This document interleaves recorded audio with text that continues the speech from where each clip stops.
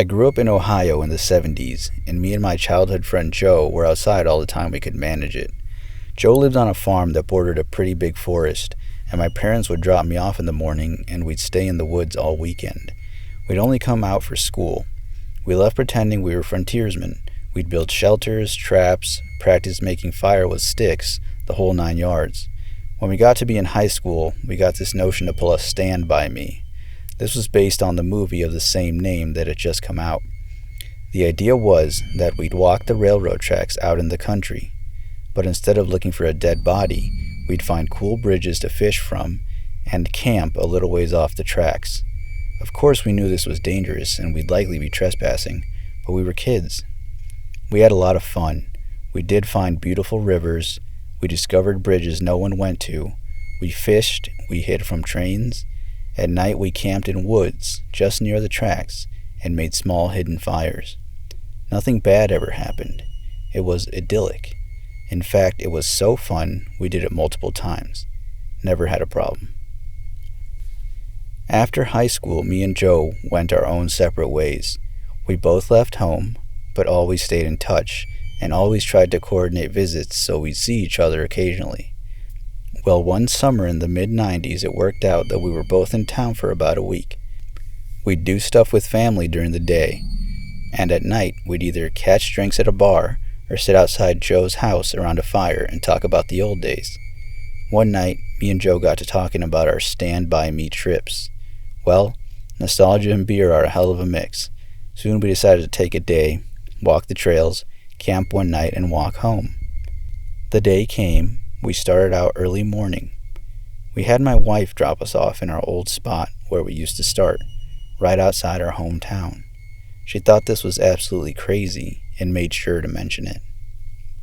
When she pulled away, Joe suggested that instead of walking the usual route, we take the opposite direction, just to be adventurous. We knew the land well, we had a map, so I gave a "what the hell," and off we set. The day went fine. It was fun, and a little sad, but in a good way. We found a bridge and sat on the edge, smoked a joint, and moved on. We had no fishing gear, but we brought some canned food and other stuff. Before night started to set in, we picked a spot to camp. It was a thick, forested area, trees on either side of the train tracks, so you felt like you were in a tunnel. We had bought small hammocks to sleep on, but before we set them up, we decided to do a little scouting of the perimeter. Now, this is what we used to do in the old days too. We'd walk the area around a little bit to make sure some dude's house wasn't just over a hill and we weren't actually camping in their backyard. We walked maybe 100 or so feet into the woods and up a small incline. We figured if we didn't see anything from the top of this short hill, we'd be fine. But when we got to the top, we saw an old building down at the bottom, about 100 yards into the woods. It was barely visible. We pondered over what to do. We both assumed it was a sugar shack or something, because there didn't appear to be a clear road into it. From where we were, there didn't look to be anyone in it either. All was quiet. No movement could be seen. No lights. We decided to walk a little closer just to make sure. We came down the hill very slowly, and as we neared the building, we saw it wasn't a sugar shack at all. It was an old church. It looked like it had been abandoned for years. It was a squat, sagging building whose wooden planks were almost black from years of moss and rot. A cross still stood on top of the place, also weathered black. None of the windows had glass and there were no doors, just open doorways. We got close enough to see inside. There were rows of pews and a built-up section in front for a preacher to stand. We didn't go all the way in. We didn't want to. Beyond all that, there was no sign of anyone else. No footprints, no paths, no roads. It was an abandoned church. We left immediately and went back up the hill to our spot we had picked to camp. Having a hill between us and the church made us feel better, but we were still a little uneasy. We chalked it up to the natural creepiness. Seeing a church in the middle of the woods would elicit. Besides, at this point it was dusk, and we just decided to rig up our hammocks and go to sleep and move on at early morning. Night set in, and as we lay in our hammocks and shot the shit, we began to hear something in the direction of the church. Our conversation about it went a little like this. Do you hear that? What the fuck is that? It sounds like people singing. And it did sound just like singing. We both slid right out of our hammocks and hunkered down, straining to hear more. We listened for a minute or two, and the singing continued, but it wasn't getting louder. Finally, we decided to creep back up the hill and see if we could spy where the sound was coming from. We could still move very quietly in the woods from the old days. It was second nature to us. The moon was barely out, but it provided enough light so you wouldn't walk right into a tree. But it was near pitch black. We didn't use flashlights as we crept slowly up the hill, and we didn't talk. When we got to the top, we saw light in the distance. It was coming from the church, and the singing was coming from inside. Joe and I put our heads together and had a hushed conversation that boiled down to, can you believe this shit? The light looked to be candlelight from the way it flickered, and though we tried, we couldn't make out what was being sung. It sounded like church music, but in another language. We sat and watched for a while, trying to see who was in there, but only saw occasional shadows. We had no intention of getting closer either. We had about a football field length between us, and we aimed to keep it that way. The singing continued for a bit, and then it stopped. After that, a booming male voice began to chant. I was already freaked out, but this voice thoroughly scared the shit out of me. It sounded like some Old Testament preacher you see in movies, but again, it was like he was speaking in a different language because we couldn't understand a single word. Eventually, it got to where the single male voice would say something, and then a bunch of voices would answer in song. This lasted for a while, and then they all broke into this long, sustained wail that just kept getting louder. It got so loud and so disturbing that I covered my ears. Then it stopped. At this point, I was just getting ready to say, let's get the fuck out of here, when Joe put a hand on my shoulder and hissed, they're coming out. We were far enough away that we couldn't make them out really well, but what we could see was a line of figures walk out the open doorway, all holding hands in single file. We could see some of them had flashlights. They began to sing again, and the light from the flashlights began to move toward us and the hill. We booked it back down to our campsite, grabbed our shit, and ran to the tracks. Once there, we ran down the tracks in the direction we had come from. After a few minutes, we stopped and looked back. We saw lights coming down the hill. They were moving erratically, like whoever was holding them was shaking them. We continued to run in spurts and walk as fast as we could. We eventually stopped seeing the lights and came to a road.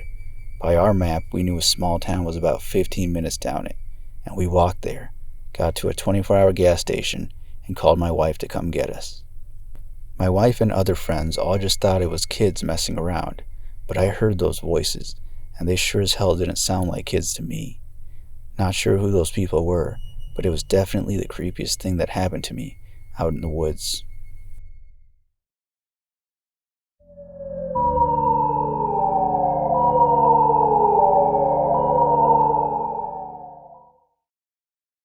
This happened in 2015, when I was 16 and still living in my hometown, a forgotten little beach town in the middle of nowhere that's so remote it's probably not even known by surrounding areas. Basically, there's 3 things you can do there as a teenager: go to the movies, swim, or go to this pathetic little place called Miller's Fun Park. It's relatively similar to a lot of fun park type things, only a whole lot worse. There's a crappy arcade with broken skee-ball machines, batting cages that probably haven't been used since the early 80s, a pathetic mini-golf course, and the most dangerous go-karts you've probably ever seen in your life. Seriously. Miller's Fun Park is on the edge of a field. On the opposite side of the field, about 3 miles down, is the beach, and across the single street are woods. If our town is in the middle of nowhere, Miller's is practically on the moon. Anyway, getting into the story. My cousin Emma and I decided one summer night that we wanted to go go-karting. It was around 10 p.m., so we knew it would be almost deserted, but that was the way we liked it. I picked her up from her house and we made the long drive down. Once we had arrived and parked in the nearly empty lot, we hopped out of the car and paid for some go-karting tickets. The same people have worked there forever, I swear to God. There was no one there except for a few boys in the arcade, and a guy who looked to be in his 60s sitting on a bench near the batting cages. Emma and I paid him no mind and went to the go-kart track. Like I said, these cars were incredibly dangerous, so I was focused on nothing but making sure I wasn't going to skid and flip as we raced way too fast around the windy track. This is why I didn't notice the guy walking over to the fence, and why I didn't notice him watching us until we pulled into the lanes after our last lap. He was standing on the other side of the fence, right where I parked.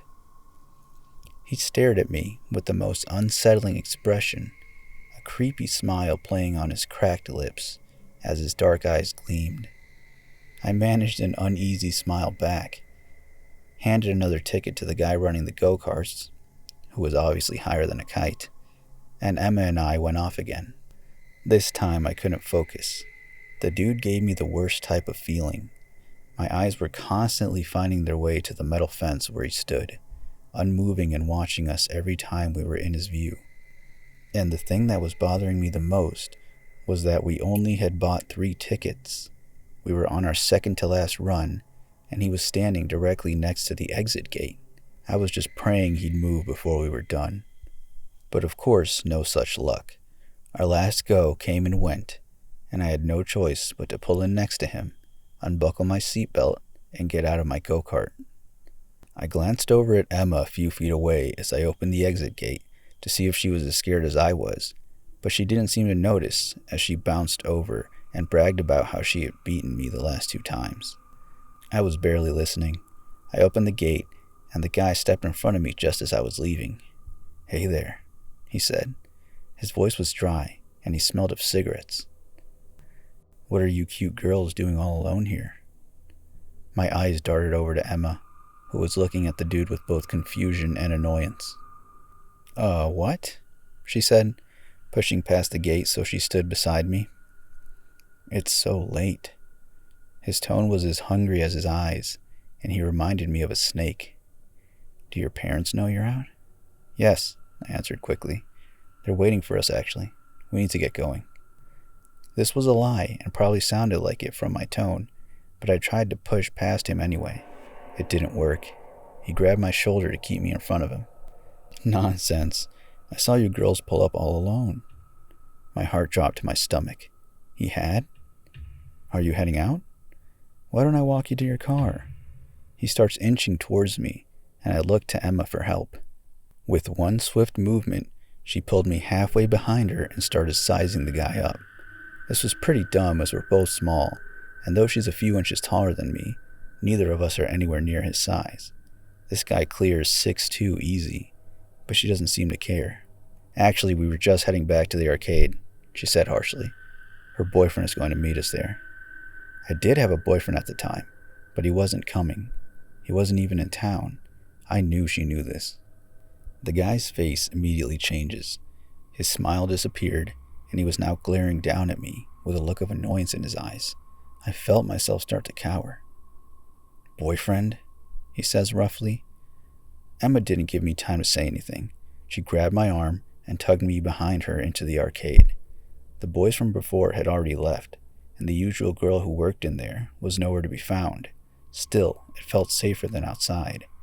We ran to the back and hid behind the claw machine. "What the hell do we do? I left my phone in my car," I whisper shouted. There was no way I was going out there alone, and the pothead go-kart guy had already disappeared into the small ticket shack. "I don't have mine either. I left it charging," she said, face-palming. "We're just gonna have to make a run for it." "Are you crazy? He's probably waiting for us in the parking lot." "What about the guy who runs the go-karts? We could get him to walk us out," she said. I just shook my head. "He's as high as Mount Everest right now. I don't want to risk running all the way to the ticket stand for nothing." "Then we have no choice." She stood up, pulling me with her. "Let's go." I swallowed hard, wanting to cry. I'd never been that scared before. There was something so wrong about that guy. We made our way out of the arcade, looking around to see if he's nearby. The park was now absolutely deserted. Emma practically had to drag me to the exit. I was looking every direction every second, waiting for the guy to come out of the woods or something and pounce on us at any second. But he didn't. Everything was still. "Get your keys out," Emma instructed, and I pulled them from my pocket. We were about 20 feet from my car when I stopped dead in my tracks. "What?" she whispered. I stared at the car, keys in hand. I had never locked it. "I never locked the car, Emma." "What?" "I didn't lock it. What if—" I trailed off, but she knew what I was saying. She started inching towards the car, and I grabbed her arm to stop her, but she pulled away. "I'm just going to peek.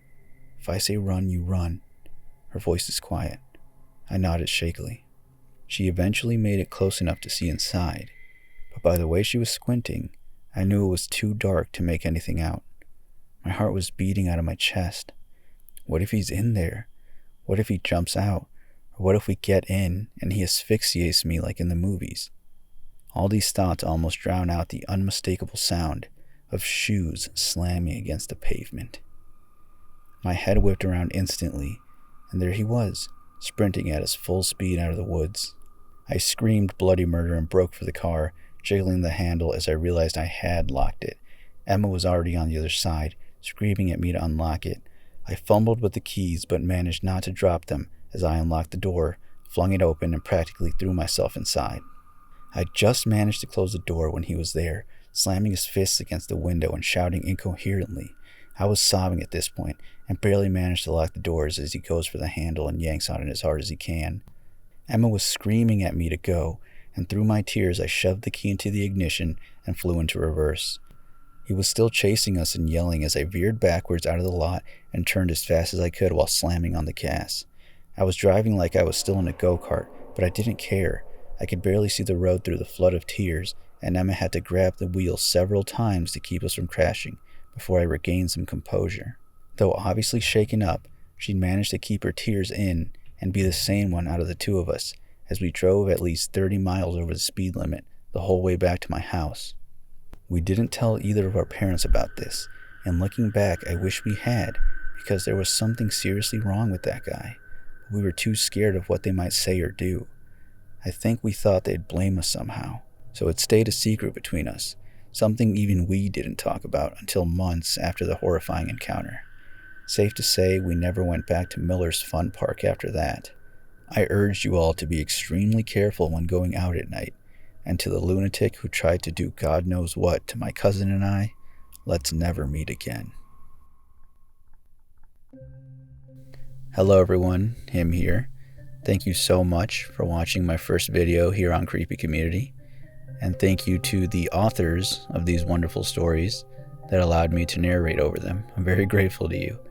If you enjoyed this video, I would really appreciate it if you left a like, subscribed, and shared this video with someone you think might enjoy this kind of content.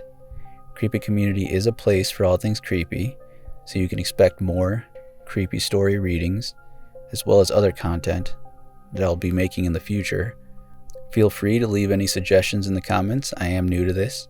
Leave any constructive criticism or compliments. I'm a fan of both. Thank you guys so much for watching once again. Catch you later.